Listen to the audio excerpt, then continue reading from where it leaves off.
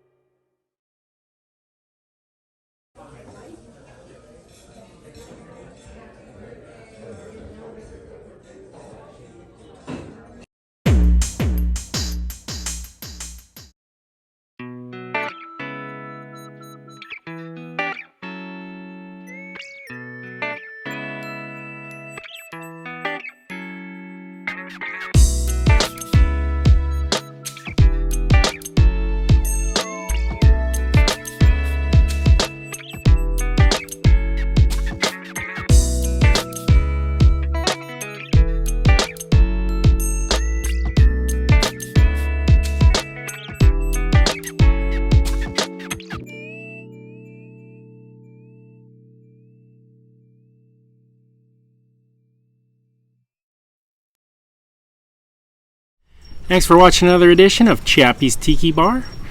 Make sure you give me a like and hit the subscribe button below. This is Mookie and I'm Chappie, and we're saying life is hard. That's just the way it goes. But sometimes it goes the other way. See you next time on Chappie's Tiki Bar.